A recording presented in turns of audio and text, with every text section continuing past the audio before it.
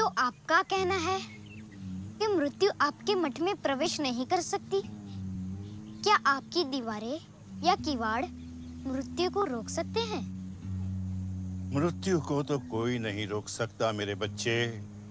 यदि मृत्यु को कोई नहीं रोक सकता, तो उसे डरने का कारण क्या? जीवन से मोह ही भय का कारण है। जहाँ मोह नहीं, वहाँ भय नहीं। महंत जी बाल योगी से प्रभावित हुए, लेकिन अगर उन्हें अंदर आना स्वीकार न था तो महंत जी भला क्या करते? बालक की मौत निश्चित थी।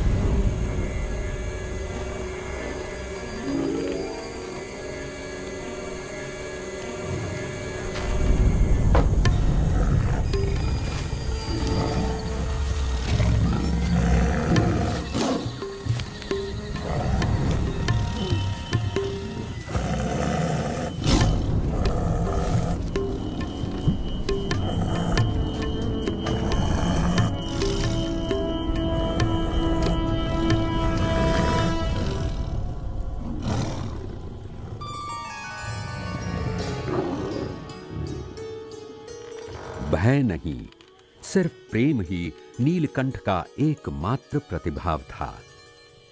उनके आध्यात्मिक प्रकाश ने हिंसक सिंह को अहिंसक बना दिया। नीलकंठ भीतर से शांत थे, इसलिए बाहर भी उनके आसपास शांति व्याप्त हो जाती थी।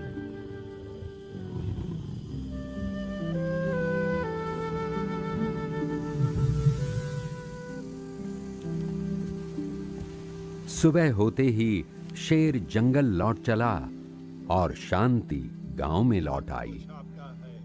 ग्रामवासियों ने नीलकंठ को श्रीपुर में ही रहने के लिए प्रार्थना की।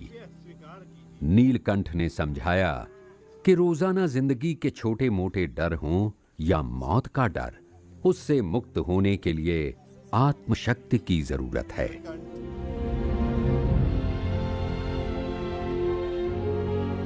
नीलकंठ जहां भी गए, अनगिनत लोगों ने उनका प्रेम पूर्ण स्वागत किया। ये भारत के वो लोग हैं जो विश्व की सबसे ज्यादा विविधताओं से सभर हैं, जहां मानव अभिलाषा की हर तरह की अभिव्यक्ति है और हर तरह की जीवन शैली है।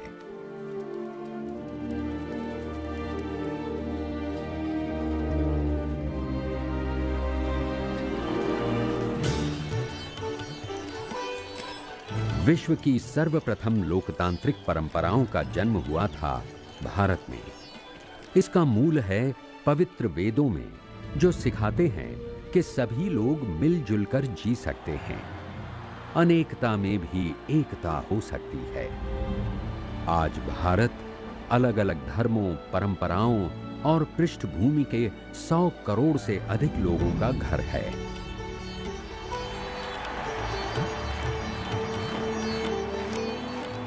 यही एकमात्र ऐसा देश है जहां 18 विभिन्न भाषाओं को जन्म मिला है, जिनके अलग अलग मूलाक्षर हैं और 1600 से भी ज्यादा बोलियां बोली जाती हैं।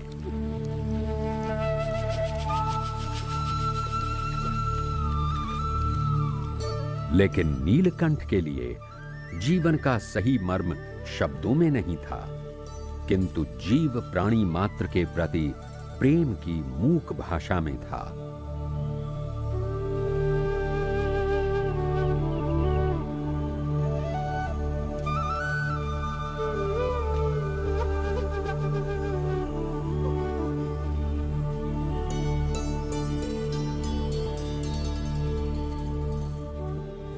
नवंबर 1792 में नीलकंठ हिमालय में बद्रीनाथ पहुंचे। तब शीतकाल शुरू हो गया था। पूरा बद्रीनाथ थोड़े ही दिनों में बर्फ से ढकने वाला था। पूरा गांव नीचे गर्म स्थानों की ओर उतरने की तैयारी कर रहा था। नीचे चले जाना चाहिए। मंदिर के पुजारी ने बाल योगी नीलकंठ को अपने साथ चलने की विनती की, लेकिन नीलकंठ का लक्ष्य हिमालय में योग साधना और ध्यान करना था। पुजारी ने उन्हें चेतावनी देते हुए कहा कि पृथ्वी पर कोई भी स्थान मानव जीवन के लिए इतना कठिन नहीं जितना दिसंबर में हिमालय।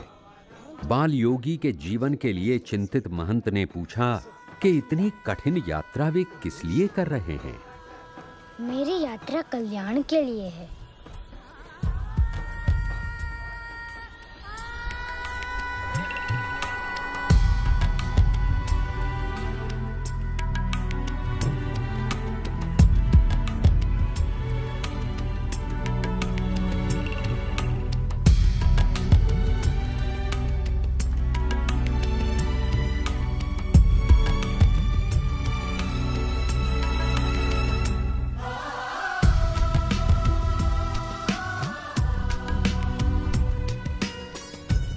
अकेले ही नीलकंठ ने पृथ्वी की कठोरतम जगह में सबसे घातक मौसम में प्रवेश किया।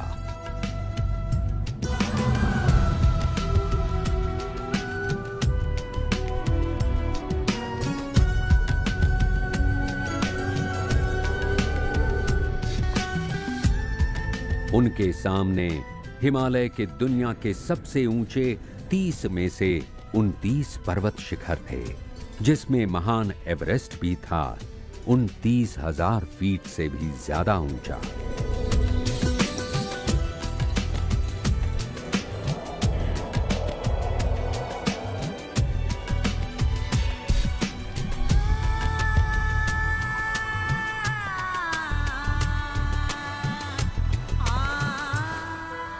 शून्य के नीचे 40 डिग्री तापमान में जब 100 किलोमीटर प्रति घंटे की तेज रफ्तार से कातिल हवाएं फुंकार रही हों, तब 20 मिनट भी खुले में रहना मौत का निमंत्रण है। किंतु नीलकंठ नंगे पांव खुले शरीर कैसे जीवित बच गए, ये आज तक एक रहस्य बना हुआ है। भयानक बर्फीली घाटियों को पार करके नीलकंठ ने दर्शन किए पवित्र शिखर कैलाश के।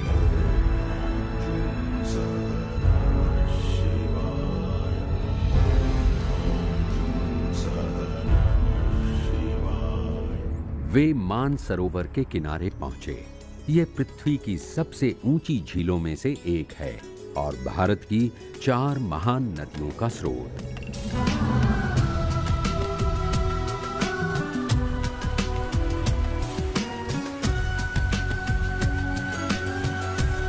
नेपाल के अन्नपूर्णा क्षेत्र में नीलकंठ पृथ्वी की सबसे गहरी घाटी से गुजरे। 22,000 फीट से ज्यादा गहरी ये घाटी काली गंडकी नदी ने तराशी है।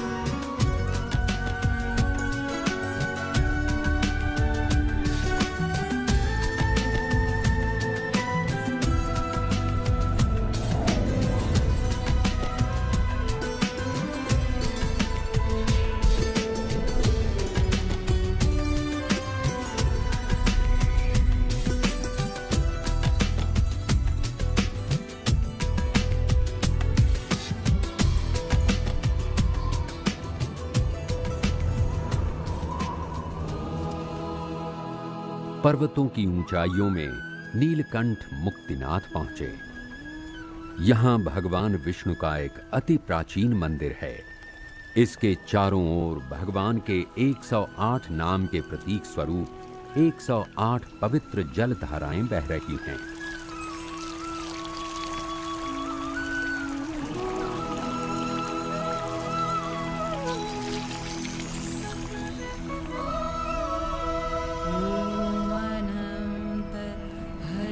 यहाँ नीलकंठ ने अपने जीवन की कठिनतम तपश्चर्या प्रारंभ की। इस विलक्षण तप मुद्रा में निश्चल ध्यान मग्न नीलकंठ मन और शरीर से परे हो गए।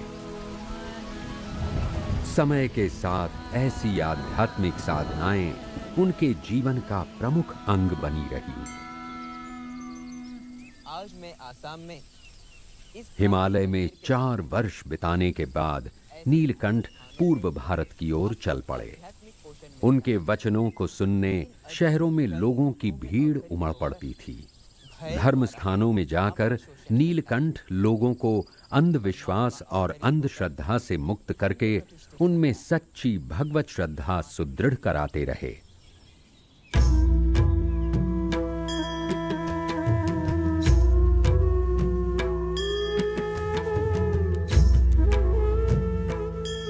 दुनिया के किसी भी देश में इतने मंदिर, इतने स्मारक और महल नहीं जितने भारत में हैं।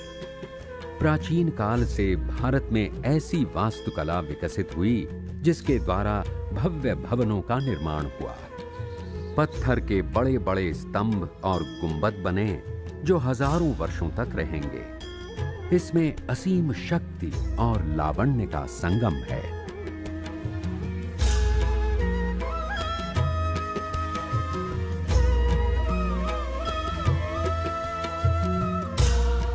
मनोरम कलाकृतियां जिनकी रचना प्राचीन भारत की मूर्तिकला ग्रंथों के अनुसार हुई है, जिन्हें युगों से अनगिनत शिल्पकारों ने हाथों से तराशा है।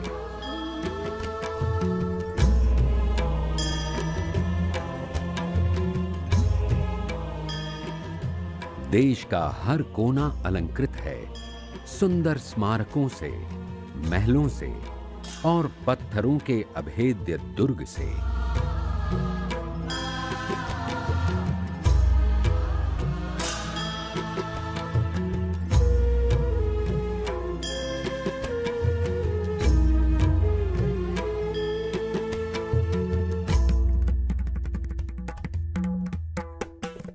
यहां कई श्रद्धा स्थान हैं। भारत मंदिरों, गिरिजाघरों, मस्जिदों और शिवालयों का एक पुष्पगुच्छ है। युगों से कला की विभिन्न परंपराएं यहां फली फूली। सुंदरता की ऐसी पच्चीकारी जो शायद और कहीं नहीं देखी जा सकती। 13वीं सदी में बना हुआ खजुराहो का मंदिर हजारों शिल्पों, अभिकल्पों, आकृतियों का एक अद्भुत संयोजन है। ताजमहल, जिसे दुनिया का एक आश्चर्य कहा जाता है और जो दुनिया भर में सबसे सुंदर परिमाण में बना स्मारक है। सांची का स्तूप, गौतम बुद्ध के सम्मान में इसे 2000 वर्ष पहले बनाया गया था। बौद्ध अनुयायियों के लिए यह एक महत्वपूर्ण तीर्थ है। प्रसिद्ध सिख तीर्थ अमृतसर का स्वर्ण मंदिर जो सोने से आवृत है, और इलोरा में कैलाश की चमत्कृति जिसे एक ही पहाड़ी चट्टान से तराशा गया है। इसे बनाने में 150 साल लगे थे। इन मंदिरों एवं स्मारकों के उपरांत नीलकंठ पूर्व भारत के भयानक बरसाती जंगलों से भी गुजरे। हमेशा की तरह वे गोरक्ष आसन में निश्चिंत होकर सोते। वे बंगाल के सुंदरवन के जंगलों से होते हुए चलते रहे। घर छोड़ने के लगभग 5 साल बाद नीलकंठ पूर्वी भारत में जगन्नाथपुरी पहुंचे। यहां के राजा मुकुंद देव नीलकंठ से मिले और उन्हें रथ यात्रा के उत्सव में आने का निमंत्रण दिया। जगन्नाथपुरी के इसी रथ यात्रा उत्सव की विशाल भीड़ और विशाल रथ ने जन्म दिया अंग्रेजी के शब्द जगरनॉट को।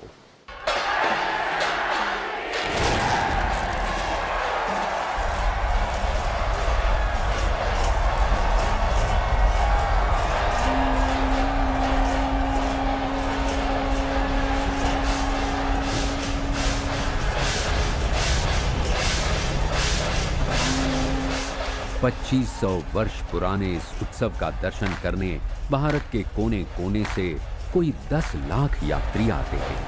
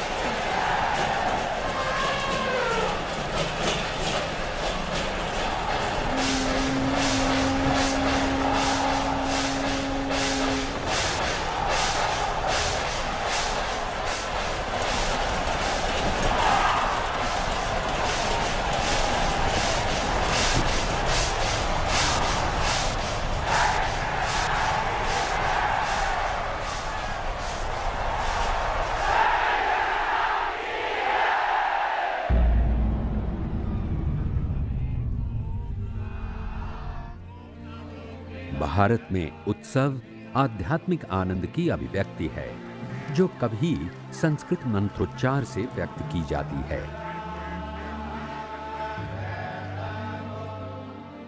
नए साल की शुरुआत होती है अन्नकूट उत्सव से, जिसमें हजारों शाकाहारी व्यंजन भगवान को अर्पण किए जाते हैं। प्रकाश का उत्सव दिवाली, जिसे आसुरी पर दैवी तत्व एवं अंधेरे पर प्रकाश की विजय के रूप में मनाया जाता है। पूरा भारत जगमगाते दीपों और आतिशबाजियों के साथ आनंद से भर जाता है। और ये रंगों का त्योहार होली, चरम आनंद और हर्षोल्लास का अवसर।